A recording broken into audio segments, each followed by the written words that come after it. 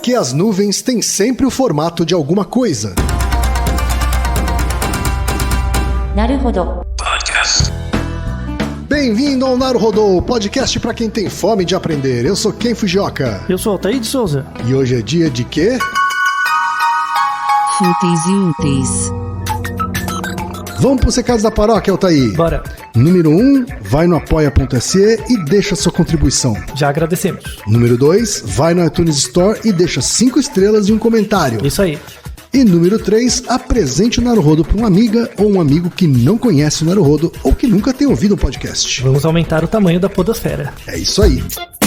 Antes da pauta, mais um recado. Naruhodo está abrindo espaço para o podcast das Minas, porque representatividade é importante também na podosfera. O destaque de hoje vai para o podcast O Pódio é Delas, comandado pela Tamara Finardi, pela Andréia Maidana, pela Caroline Siqueira, pela Renata Medina e pela Maria Júlia. Ouça o recado que elas deixaram para você, ouvinte do Naruhodo. E ouça o podcast O Pódio é Delas. O Pódio é Delas é o seu podcast onde o lugar mais alto do pódio é das mulheres. Porque é no lugar mais alto que queremos fazer ecoar a voz de toda a mulherada, em um programa esportivo apresentado apenas por mulheres e sobre mulheres no esporte. Eu sou a Andréia Maidana. Eu sou a Renata Medina. Eu sou a Tamara Finardi e completam o nosso time a Maria Júlia Correia e a Carol Siqueira. Juntas apresentamos o programa semanalmente, ao vivo, nas terças-feiras, às 21 horas, na rádio web armazém.net. E o podcast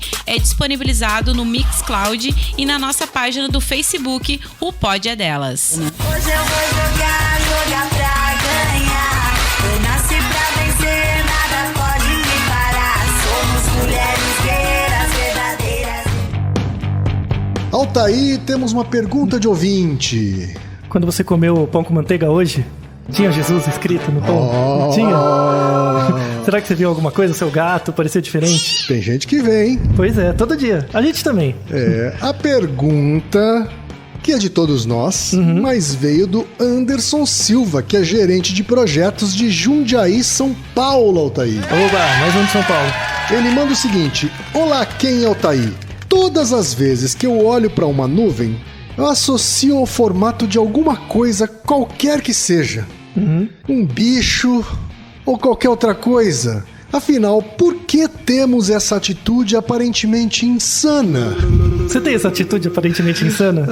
Olha, na verdade é uma brincadeira, inclusive clássica, né? Olhar para o céu e para as nuvens e brincar sobre o que você está enxergando nas nuvens. E, né? ver se os outros também concordam e tal, né? Exatamente, para ver se as outras pessoas também estão enxergando a mesma coisa que você. Pois é. Né? Isso é muito comum, né? Para crianças e tal. Sim. Dá um certo senso de pertencimento, né? Então, é muito comum em filme romântico, né? Sei lá, o casal tá olhando pro céu, aí um vê, é um coração, e também e essas coisas.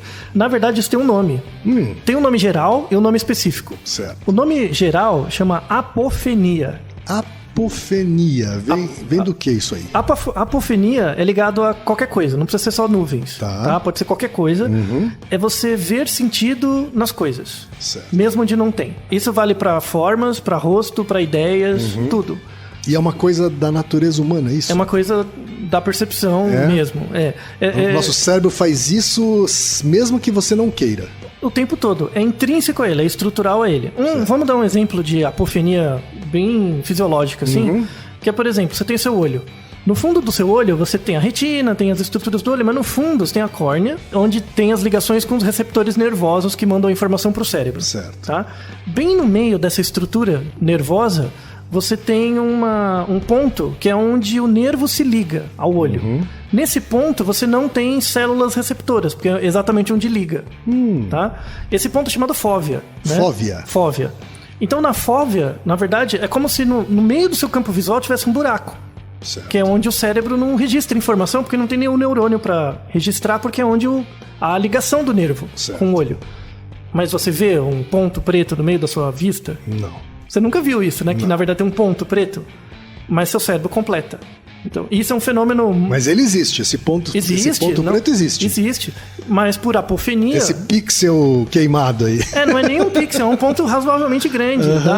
Se você pegar, dá um círculo de uns 3 centímetros. Olha só, é grande. Bem no meio do seu campo E a visual. gente não enxerga porque o seu cérebro completa a imagem... com alguma coisa, né?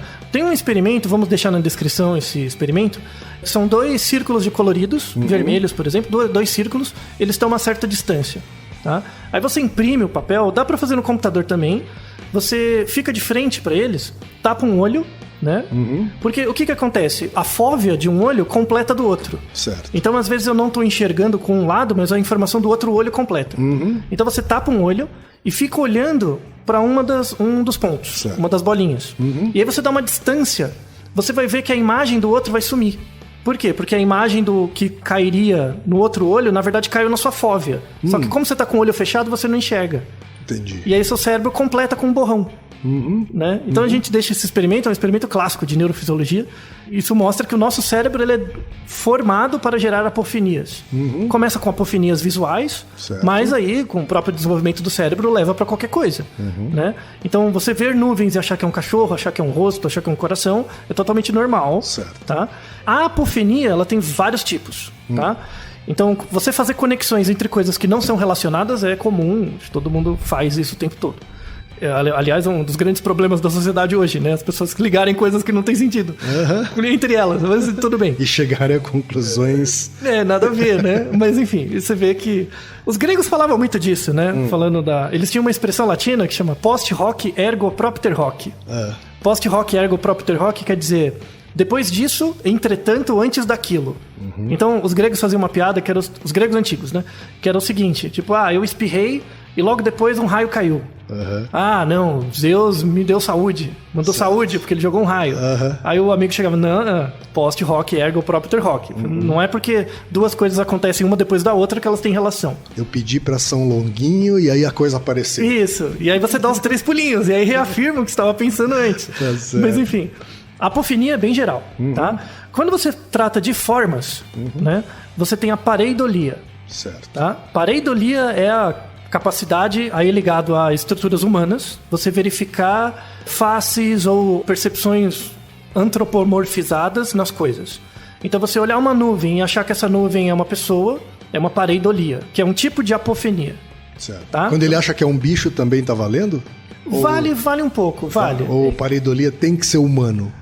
A definição é bem frouxa. Assim, você tem, por exemplo, a pareidolia facial, que é quando você vê rosto. Certo. E aí é humano mesmo. Tá? Quando você fala pareidolia em geral, pode ser bicho, mas coisas mais animais / humanas. Tá? É diferente de ideias, por exemplo. Certo. E a pareidolia vale para som. Então eu tô num lugar e de repente eu ouço um barulho e eu acho que é a voz de alguém. Isso é uma pareidolia também, auditiva. Tá? Pode ter sido só um ruído, mas você acha que foi alguém falando. Você identificou. Ou, por exemplo, alguém fala uma coisa, você acha que é o seu nome. Né? Com o meu nome acontece muito, porque os sons são simples. Então é uma pareidolia auditiva. Comigo também acontece bastante. Quem é você? Aí começa, né? Ouça o Naruhodo sobre qual a origem dos nomes, que a gente faz piada com o nosso próprio nome. Muito bem, então a pareidolia ela é algo intrínseco ao cérebro, né? Ela é comum. E ela mostra, na verdade, o processamento, como o nosso cérebro funciona, né? O processamento.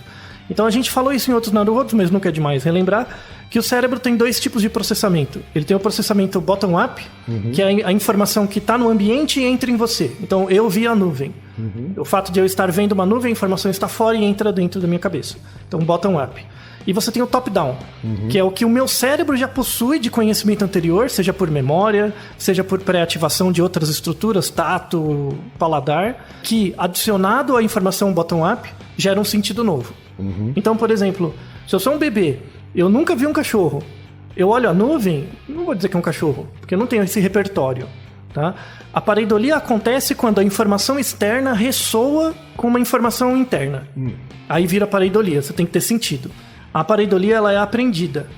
Tá? Você aprende a achar que a Virgem Maria está na torrada. Certo. Falando da Virgem Maria... Ou que Jesus Cristo está na torrada. Ou qualquer coisa. Um lenço, ou enfim. Você tem que entender a história. Né? Tem um clássico, inclusive, que é um rosto na superfície de Marte. Isso, exato, Também muito é um bem. clássico. Isso, é um clássico. A gente acha que é um rosto humano. Por quê? Você tá vendo a imagem de cima lá do satélite, da sonda, aí parece mesmo, né? Parecem um pouco- dois olhos, parece uma boca, um boquinha, nariz, mas são montanhas. cabeça. E aí primeiro tem essa pareidolia, né? Aí depois vira a apofinia, porque a pessoa junta com as teorias da conspiração, de que os marcianos fizeram com as gruas de Vênus, pegaram as gruas venusianas e botaram em Marte. Não, né? Aliás, uma outra história até tão sensacional quanto, em 2004, uma moça nos Estados Unidos, uma senhora, fez uma torrada de manhã, e quando ela reparou, a torrada queimada lá, ela reparou que tinha a forma da Virgem Maria. O queimadinho, Certo. né? Eu me lembro disso. Isso, em 2004. Aí ela foi, vamos deixar a descrição da notícia, né? Ela foi, se sentiu abençoada, o que quer que seja. E aí muita gente veio fazer reverência à torrada. E ela vendeu essa torrada por $28 mil. Caraca! A torrada, num leilão. Cara, essa torrada, hein? Abençoou ela, né? Pelo menos ela foi abençoada pela pareidolia. Mas enfim, então você vê que é um fenômeno muito comum. Todo mundo, acontece com todo mundo, tá? E de fato é essa relação entre o que o indivíduo já tem a priori com a informação externa, tá?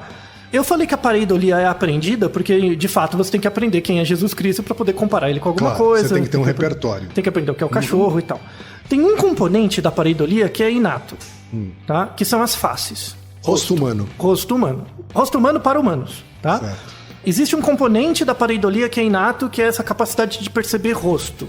Mas rosto seriam 2 olhos e uma boquinha. Tá dizendo que a gente já nasce com essa... Capacidade uma herança discriminativa. genética, isso. Sim, uma herança bem clássica, bem estrutural, porque é selecionado por seleção natural, né? A mãe tem que conseguir reconhecer o rosto do filho e o bebê tem que responder a isso, né? Então, é Então o importante. bebê já consegue reconhecer rostos humanos. Assim, com 1 minuto de vida. Saiu, plim, já.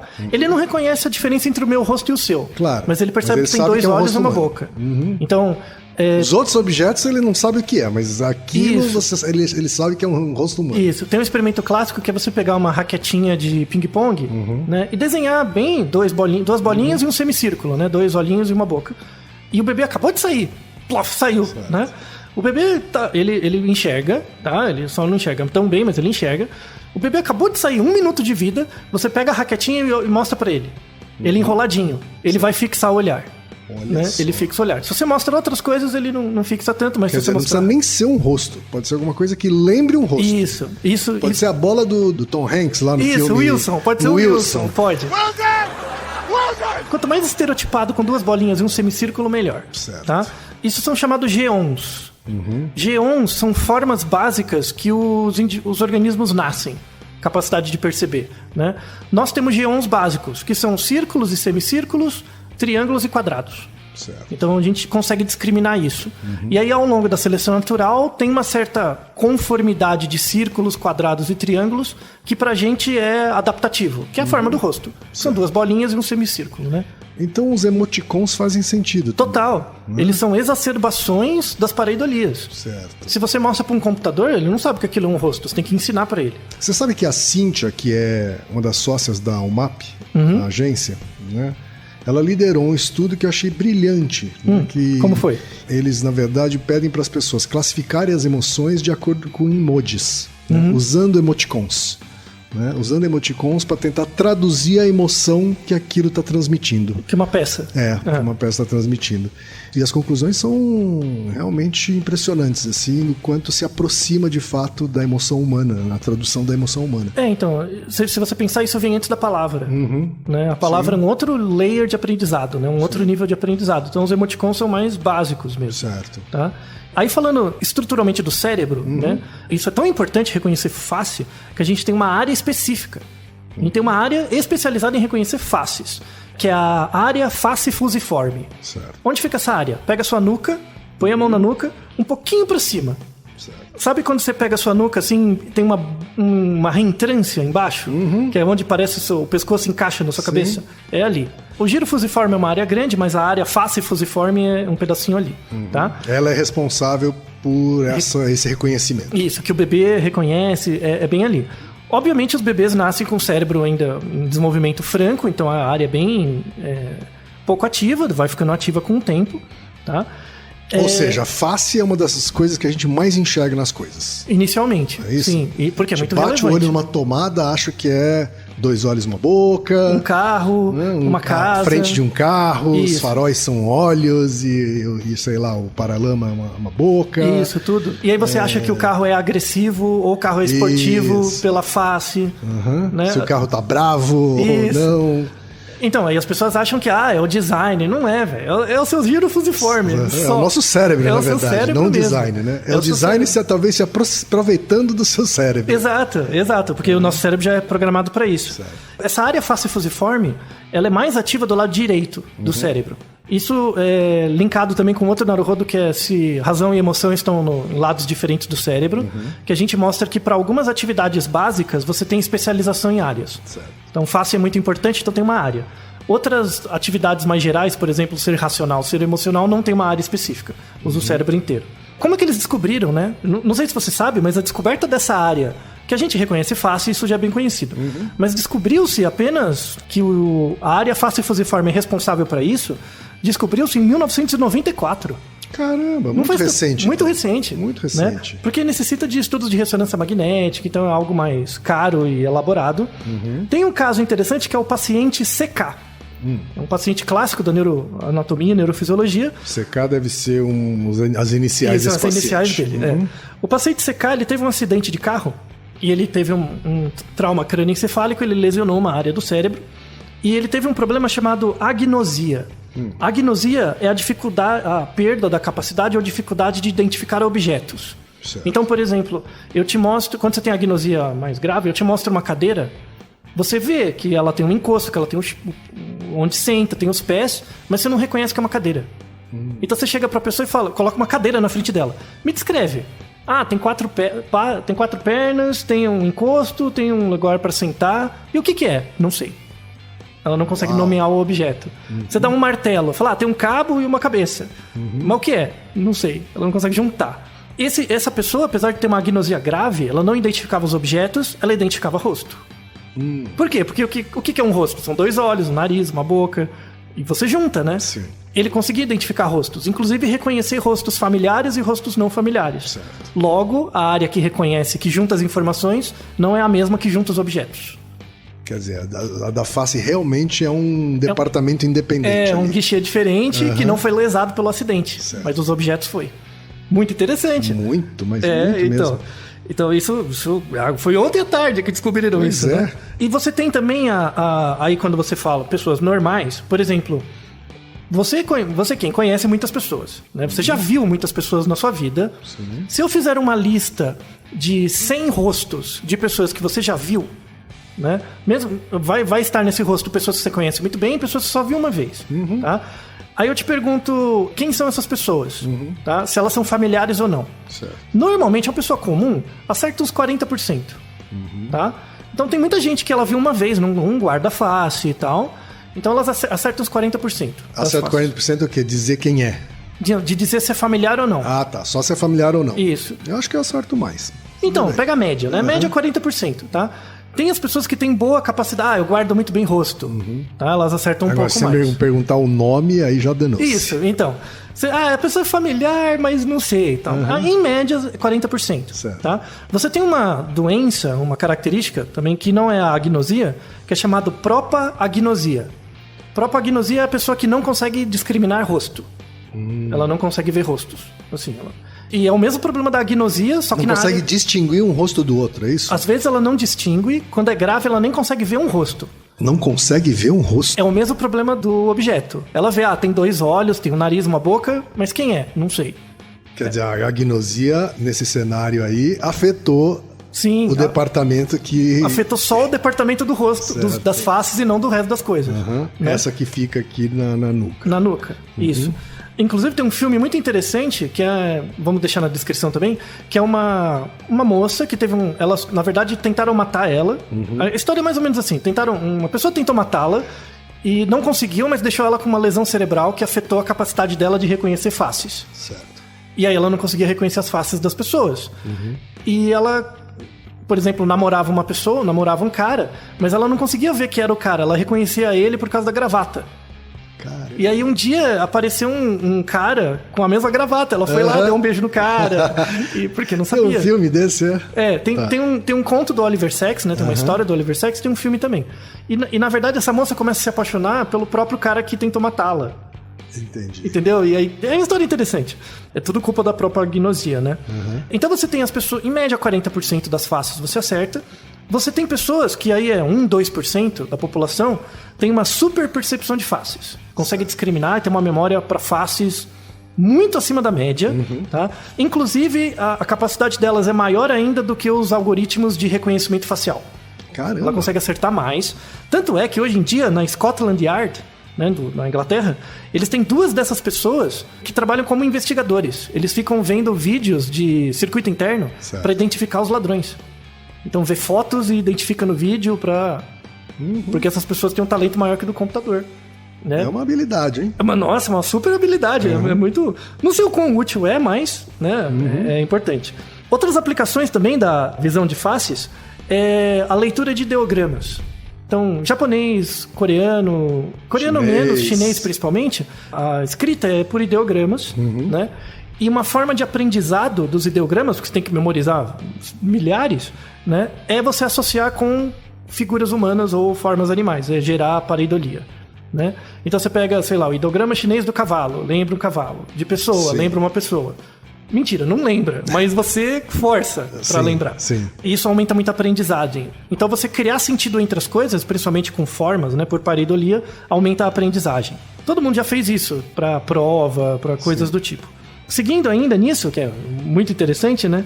Tem a ordem, falando de reconhecimento de face, tem a ordem como você reconhece uma face. Você não reconhece tudo de uma vez.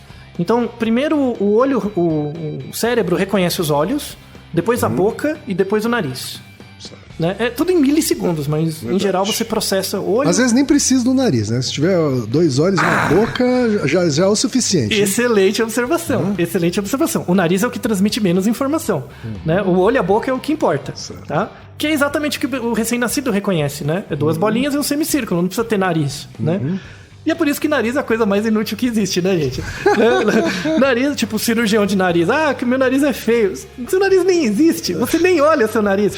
O seu nariz está no meio do seu campo visual, você nem repara. As pessoas só prestam atenção no nariz quando elas prestam atenção no nariz. Exato, quando você machuca ele, né? Ou quando você olha o nariz de alguém. Mas repare, por exemplo, a cultura kawaii japonesa. Repare os mangás. Não tem nariz. É olho grande, boca sem nariz, né? Exato. Repare os ETs.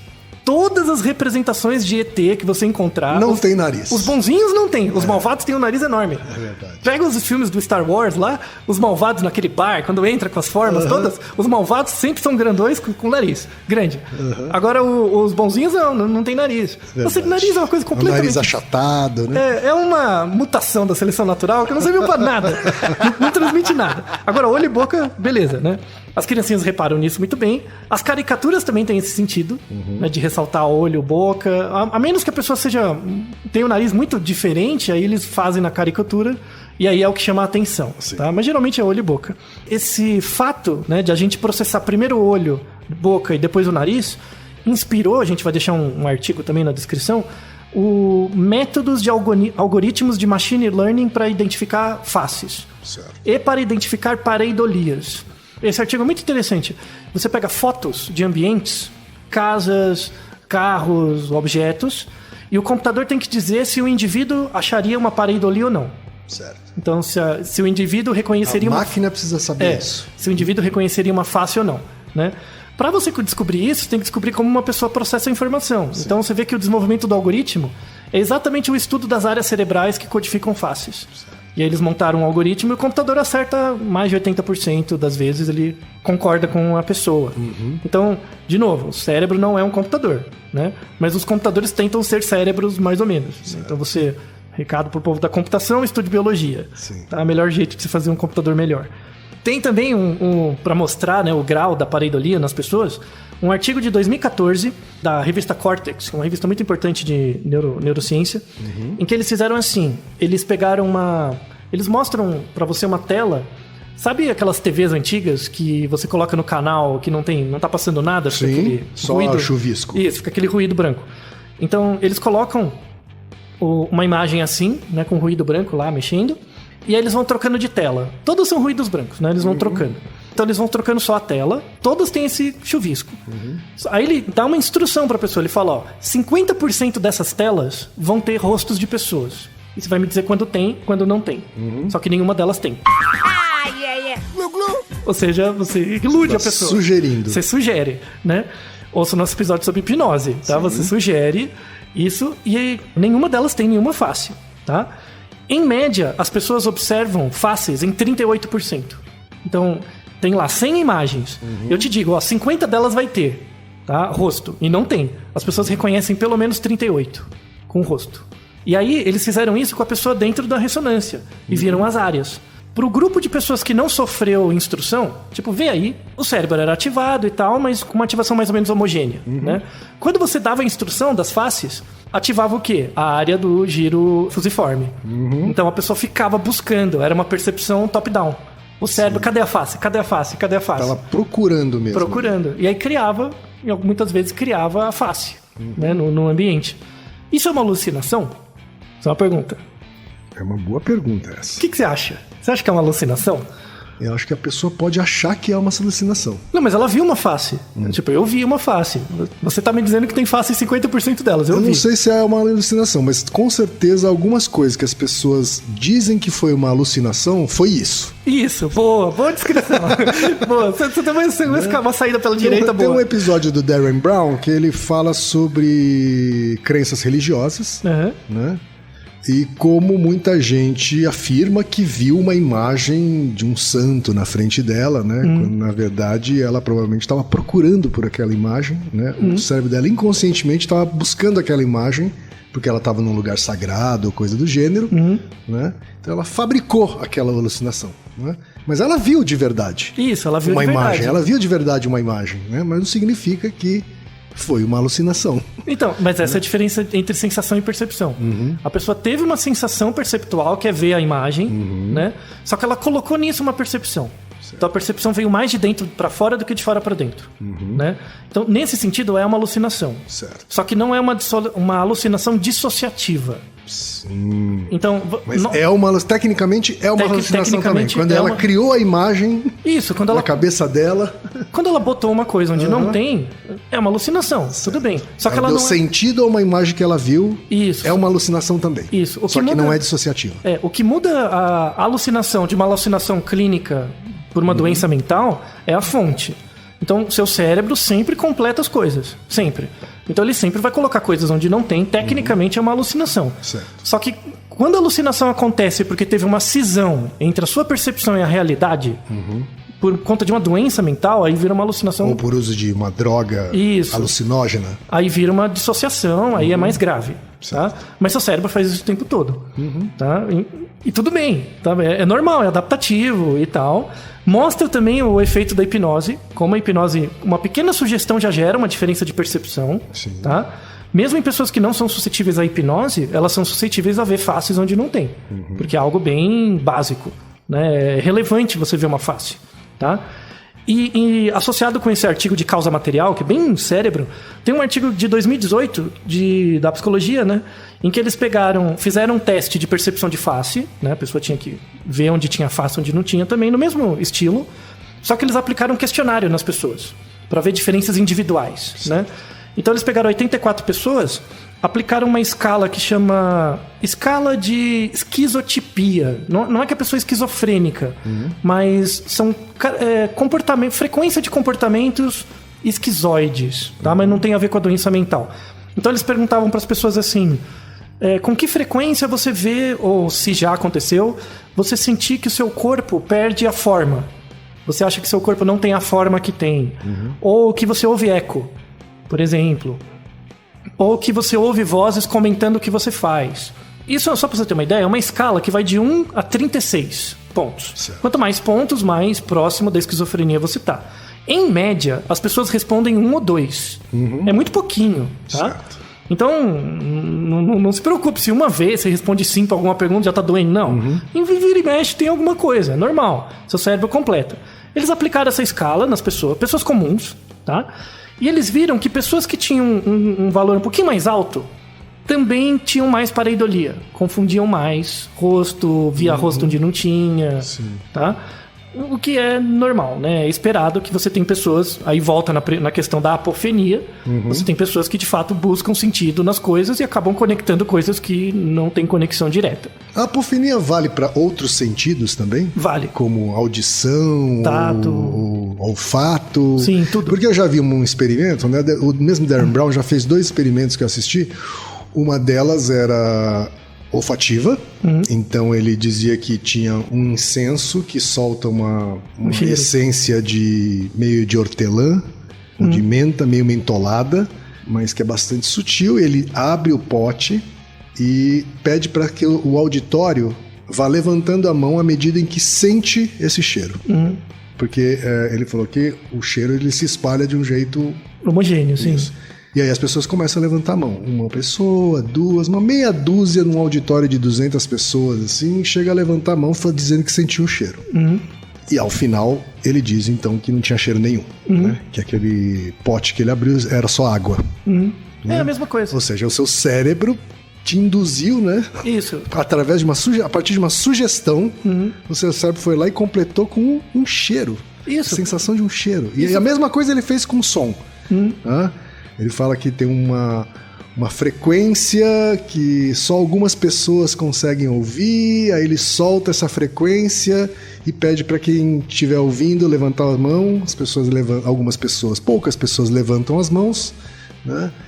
E ele diz que não soltou nada. Exato. Na verdade, não exato. soltou nada, foi o cérebro das pessoas que completou com aquele som que não existia. O marketing faz isso. Então, eu te mostro um vídeo sem som. Você vê o vídeo. Depois eu te mostro o mesmo vídeo com música. Você chora. Você chora, sabe? Você fica emocionado. Ou seja, você pega 2 instâncias sensoriais e conecta junto num certo sentido, baseado na memória que você tem. Toda vez que você ouve essa música num filme é triste. Você associa, você fica triste. Não é uma coisa de gente doente ou de gente fraca. Todo mundo é sujeito a isso em graus diferentes. Todo mundo. Tá? Você é engambelado pelo marketing, pelo jornal, por tudo, o tempo todo. Pra fechar agora, mostrando que a pareidolia é algo totalmente comum, normal e tal, tem a aplicação óbvia disso pra estética e o design, né? Vamos deixar um artigo também muito interessante de 2018, que foi o primeiro artigo que eu achei, porque, de novo, marketing, análise, design, assim, é uma coisa muito caseira, assim, as pessoas vão tentando fazer as coisas, não tem um estudo formal, né? Foi o primeiro artigo que eu achei que um grupo de pesquisadores fez um estudo sistemático dos produtos. Certo. E eles tentaram verificar qual a prevalência de produtos com pareidolia, que aparecia rosto, né? E dos que apareciam mais rosto, como que eram as características dos produtos. Então eles investigaram 2.300 imagens de produtos e verificaram que dessas 2.300 imagens, né, de um banco total de 15 mil. Então você tinha 15 mil imagens de produtos, 2.300 apresentavam pareidolias, né, utilizavam. E aí você tinha as características desses 2.300 produtos.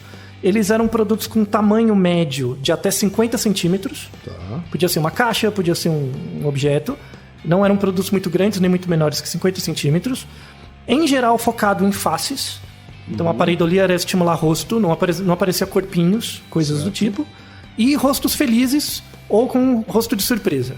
Então essa era a mensagem que era transmitida. Então faces felizes ou de surpresa em produtos de até 50 centímetros, né? Então uma antropomorfização disso, né? Interessante. Então as pessoas faziam meio por acerto e erro, mas foi o primeiro estudo sistemático que mostrou isso. E ele coloca um negócio interessante que são os graus de antropomorfização, né? Que é quando você tem, por exemplo, um braço mecânico, que não tem rosto nenhum, né? Que não tem nada. Você tem a pareidolia, que é quando você pega, sei lá, uma tomada e vê uma carinha, que ela não foi feita para mostrar uma carinha, mas ela tem. O segundo nível, que é uma ilusão perceptual. Tem o terceiro nível, que é um antropomorfismo mesmo, então eu tô fazendo um robozinho, um bonequinho, aí de fato, né? Foi proposital, né? Proposital, não é uma tomada. Claro. Tem o quarto nível que chama paradoxo da estranheza, que é quando eu faço uma imagem em CGI, por exemplo, e ela parece tão verdadeira que te confunde. Você não sabe se é verdade ou não, tá? E tem o quinto nível, que é o realístico mesmo, que é tipo um ciborgue, que é você mostra uma pessoa com uma parte de robô, tá? Os produtos que estimulam a pareidolia, que tem maior apelo para compra, para venda, não são os antropomorfizados, mas são aqueles que geram a pareidolia, que ficam entre o abstrato e o antropomorfizado. Que você não vê um rosto, mas tem, que é o carro. Você nunca vai olhar um carro e achar que é uma cara, mas aquilo tem uma cara. Entendeu? Então vem a sensação de que é agressivo, ou o carro é bonitinho, tá? Mesmo que você não queira ver uma cara, tem uma cara. Sim. E de fato as pessoas enxergam isso. Enxergam, mas... Em pesquisa eles conseguem dizer se aquele carro é agressivo, ou é Isso. alegre, ou é... né? Então, elas sentem, mas não percebem. Elas não nomeiam, mas sentem. Algumas até nomeiam, viu? Então, as pessoas que já têm uma familiaridade com faces maior até nomeiam. E aí tem a ver com a sensibilidade inata da gente a rostos. E para encerrar, a melhor informação de todas... Galinhas! Claro! Vamos deixar também um artigo sensacional, ganhou o Ig Nobel de 2003, mostrando que galinhas preferem humanos bonitos. Olha Não somos os únicos que percebem rostos. As galinhas também são levadas pela ditadura da beleza, então. Sim, e principalmente a ditadura da simetria. Mas o interessante desse trabalho é que ela mostra duas coisas. Galinhas têm geons. Então galinhas nascem inatamente com capacidade de perceber formas geométricas. Certo. E as formas geométricas parecidas com a gente. Duas bolinhas e um semicírculo, né? Então as galinhas eram treinadas a discriminar inicialmente rosto de homem e de mulher. E rapidamente elas conseguiam discriminar, tá? Mais rápido que a gente. Então as galinhas conseguem discriminar mais rápido que a gente rostos de homens e mulheres. E depois, dentre os homens e dentre as mulheres, as galinhas tinham que discriminar qual elas bicavam mais, né? Qual elas tinham um apreço maior. Eu ia te perguntar como é que a gente sabe se a galinha identificou. É por bicada? É pelo reforço, assim, ela tinha um reforço maior, né, no rosto bonito. Assim, o que a gente atribuía como bonito, ela também concordava e achava bonito, né? Tanto para homens quanto para mulheres. Então, isso é ligado, no caso da galinha, à questão da simetria. Sim. Então, na verdade, belo no sentido de simétrico. Isso, rostos mais simétricos, as galinhas, tanto para homens e mulheres, achavam mais bonitos. Então, quando você tiver só galinha, viu, Ken? E se você estiver bem acordado, bem bonitinho, assim, ela vai te achar mais bonitinho e vai querer ficar pertinho de você. Tá certo, então. Muito legal, não é? Naruhodô, ilustríssimo ouvinte. Naruhodo. Você sabia que pode ajudar a manter o Naruhodô no ar? Ao contribuir, você pode ter acesso ao grupo fechado no Facebook e receber conteúdos exclusivos. Acesse apoia.se/Naruhodô Podcast. E você já sabe, aqui no Naruhodô, quem faz a pauta é você. Você tem alguma pergunta pra gente ou quer comentar algum episódio? Escreva pra nós. podcast@naruhodô.com.br. Repetindo? podcast@naruhodô.com.br. E lembre-se, mande nome completo, idade, profissão e a cidade de onde você está falando. É isso aí. Naruhodo. Esse podcast é apresentado por b9.com.br.